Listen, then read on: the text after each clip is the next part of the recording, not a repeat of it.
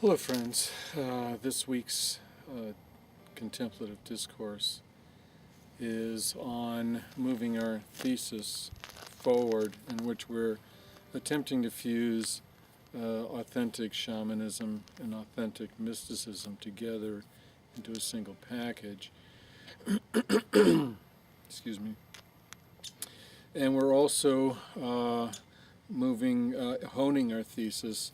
As you recall, the last video, we were discussing whether miracles that basically violate the laws of physics are a justifiable means to identify authentic mystics and shaman versus inauthentic mystics and shaman. And in that previous video, we showed that the miracles are few and far between. They're generally not reproducible, and they basically have not been tested. And not only that, but I and my case histories do not manifest anything that violates the laws of physics. On the other hand, we do manifest various charismatic phenomena, such as spontaneous movements during meditation, out-of-body experiences, recollection of previous lifetimes, ecstatic altered states of consciousness, intuitive revelatory insight, and that kind of stuff, which are all subjective and don't require violating the laws of physics. So if, let's say, the mystics cannot genuinely manifest miracles that violate the laws of physics, such as parting the seas and flying bodily through the air, levitation, raising the dead, and so forth, then why should we believe that that sorcerers can send a curse to somebody that causes harm to them? So that's what today's discourse explores, is sorcery, and whether we can believe the claims of the sorcerers that they have miraculous powers that that can cause harm.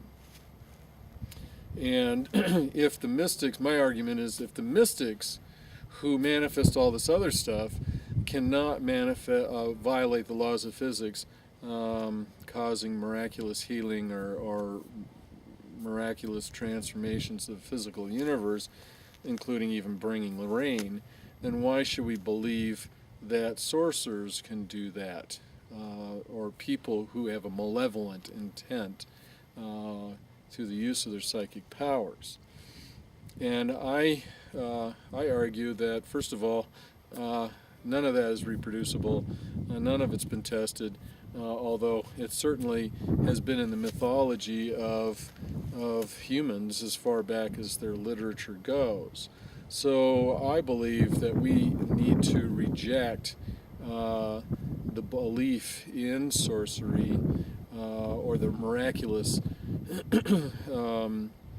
ability of some sorcerers to modify the physical universe to cause harm to others. If mystics can't do that to cause good things to happen for themselves or other people, then why should we believe that sorcerers can cause harm to others? So this is another opportunity for us to discount the premises of anthropologists such as Castaneda, who claim that they had developed powerful psychic abilities that included modifying the physical universe, such as flying bodily through the air, simply through taking psychedelics. In fact, there's a lot of people who've had a long career out of taking psychedelics, and not one of them has been able to demonstrate to me that that they have developed any psychic abilities or miraculous powers.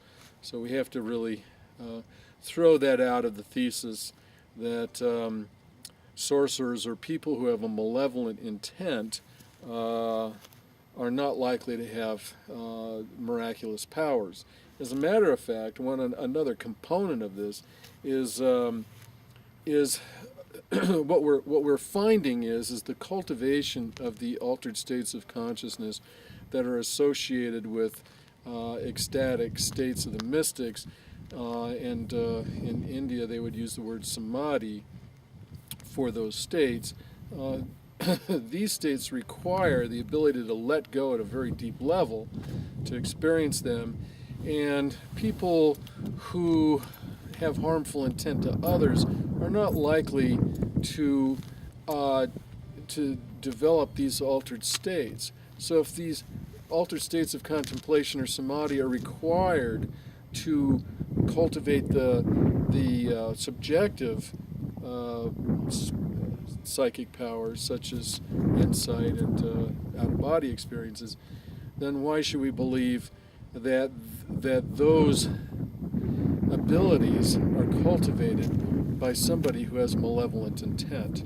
I don't think we can believe that. And I've certainly met a number of people in my life who consider themselves sorcerers and had a malevolent intent about their pursuit of psychic powers.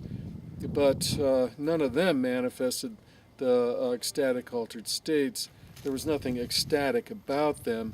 Bliss and joy was certainly not part of their discourse, and so I believe we can reject that sorcery, or the pursuit of cultivating psychic powers with a malevolent intent, leads anywhere. I think it only leads to further suffering for the individual who pursues those things.